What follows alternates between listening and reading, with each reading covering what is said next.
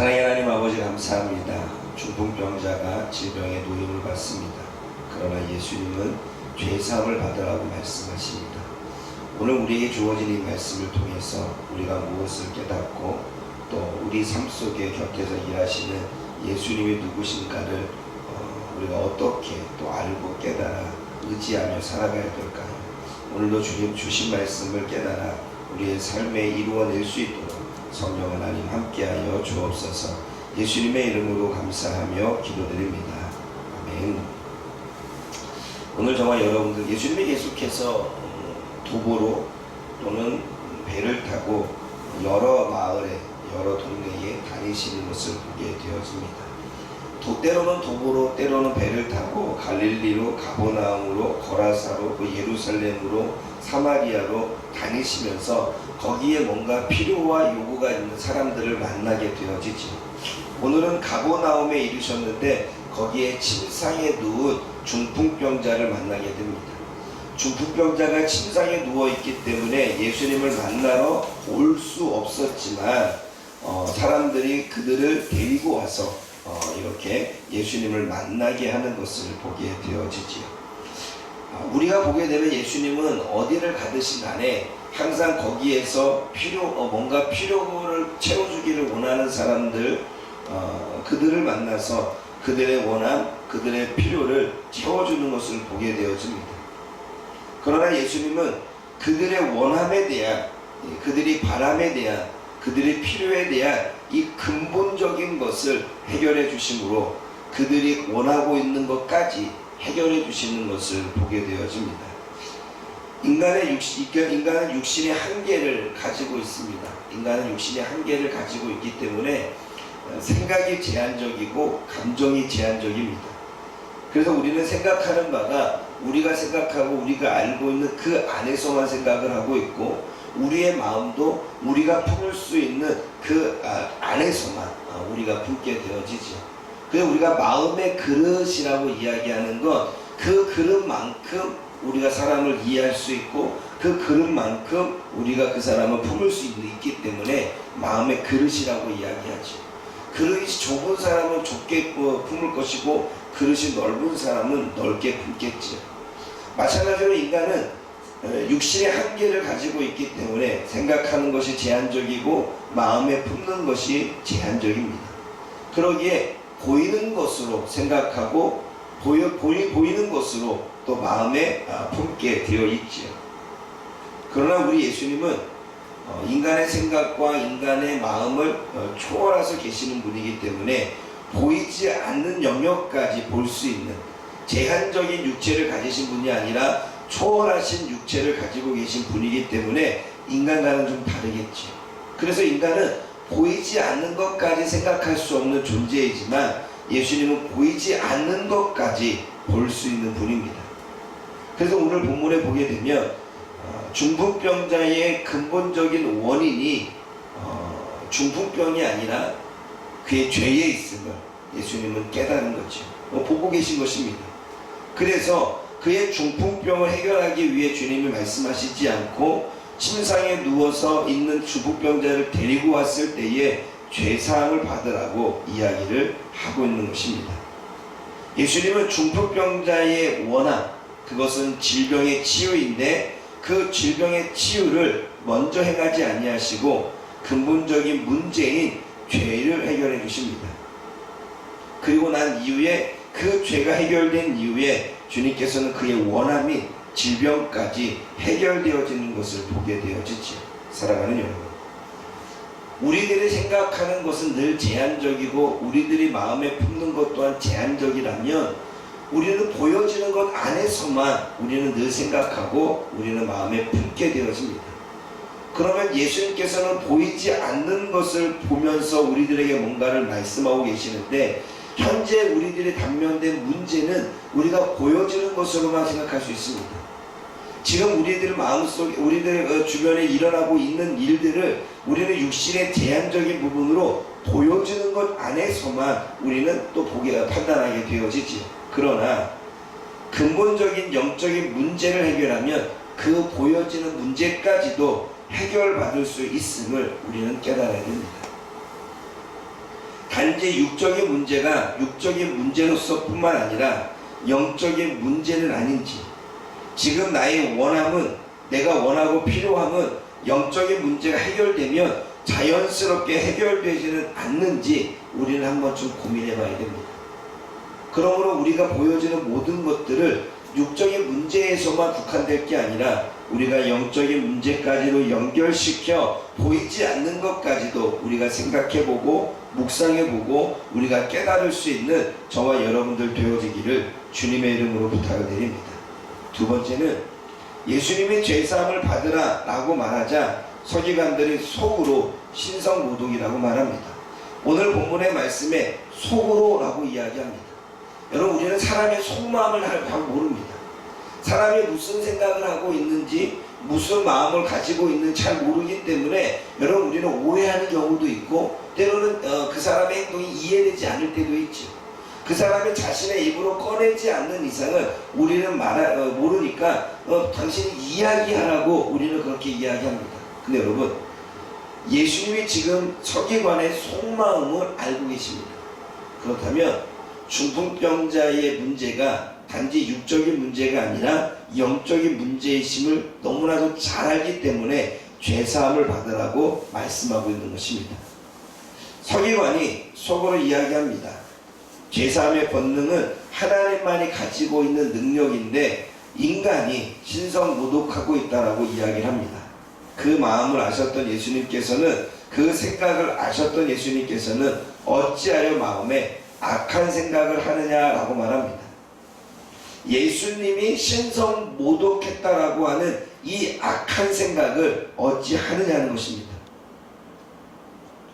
죄사함의 권세가 본인에게 있고, 그리고 사람들은 이런 권능을 가진 예수님을 보고 하나님께 영광을 돌리지요.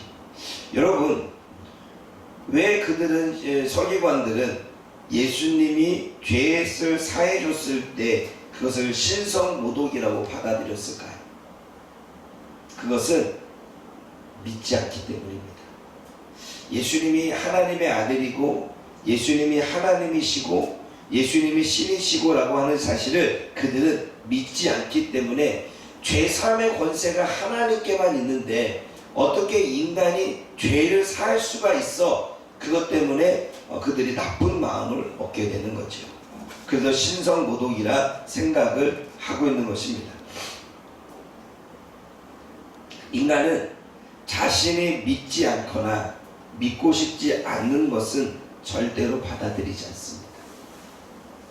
여러분, 우리는 지금 예수님을 우리의 구원자로 받아들이기 때문에 예수님이 지금 신성을 모독한 것이 아님을 우리는 잘 압니다.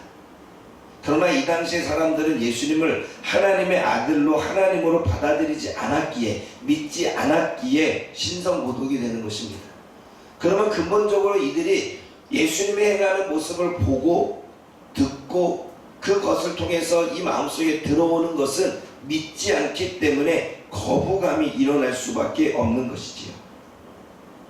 즉, 믿지 않거나 믿고 싶지 않은 것은 사람들은 절대로 받아들이지 않습니다. 그래서 자기 소견에 옳은 대로 살게 되지요. 그러나 한편으로 반대로 봤을 때, 거짓말을 우리가 들었을 때, 거짓으로 우리가 속삭임을 받았을 때 그것이 자신이 믿게 되어지면 무엇이든지 받아들입니다.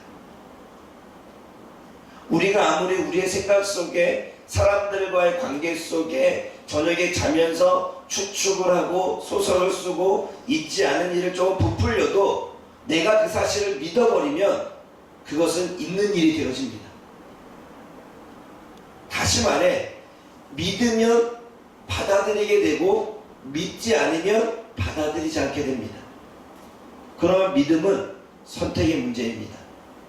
내가 받을 것이냐 받지 않을 것이냐. 여러분, 우리 교회에도 수많은 사람들이 예배를 드리고는 있지만 그들이 예수님을, 하나님을 구주로, 우리의 구원자로, 지금 살아계신 존재로 믿고 있느냐 믿지 않고나 너무나 중요한 게, 믿지 않으면 말씀을 받아들이지 않습니다. 그런데 믿으면 말씀을 받아들이겠죠. 그런데 그 믿음은 선택의 문제입니다. 여러분, 우리가 무엇인가를 행할 때 우리가 믿으면 따라가지만 믿지 않으면 따라가지 않습니다. 우리가 사기를 당할 때에도 그 사람이 진실을 말하고 있다고 믿기에 그 사람을 따라가고 따라가지만 그 사람이 만약에 이야기하는 부분이 조금 의심스럽고 그리고 조금 뭔가 문제가 있다고 생각해지면 받아들이거나 따라가지 않겠지요. 여러분, 우리가 핸드폰에 전화 와가지고 돈 달라고 하는 거, 네? 보이스 피싱이 왔을 때 사람들이 돈을 보내라고 하는데 우리는 그럽니다. 얼토당토 않은 일에 사람들이 당하냐라고 말할 때 그들은 믿는 거죠. 내 자녀가 지금 붙잡혀 있다. 검찰에 뭔가 걸려 있다라는 사실을 믿기 때문에 가서 돈을 보내는 것입니다. 만약에 전화를 받고 있으면서 뭔가 의심할 부분이 들거나 뭔가 억양이 좀 이상하게 되면 이 사람이 사기구나 믿지 않으면 해가지 않겠죠. 믿으면 순종하게 됩니다. 믿음은 선택의 문제입니다. 저와 여러분들이 그것을 믿느냐 믿지 않느냐가 우리의 순종과 나아가는 거죠. 그럼 정확히 말하면 우리가 순종하지 않는다는 이야기는 곧 믿지 않는 것이 되는 것입니다. 사랑하는 여러분, 우리가 확실히 믿는다면, 그것이 옳다고 믿는다면, 그것이 바르다고 믿는다면 우리는 따라가는 게 맞지요. 옳지만 바르지만 그것을 행하기에는 조금 그렇다라고 말한다면 우리는 믿지 않는 것입니다. 사랑하는 여러분, 믿음은 선택의 문제입니다. 지금 우리는 무엇을 믿고 있습니까? 우리가 믿고 있는 것을 우리는 생각할 것이고 우리가 믿고 있는 것을 우리는 따라갈 것입니다. 그렇다면 우리는 무엇을 믿어야 될까요?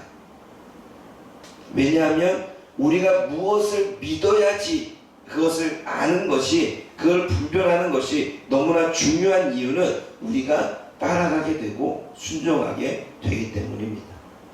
오늘 예수님은 우리가 보지 못하는 인간의 한계까지, 그 인간의 한계를 넘어서 영적인 근본적인 문제까지 볼 수 있는 그러한 하나님, 그러한 예수님이 우리가 믿는 예수님이십니다.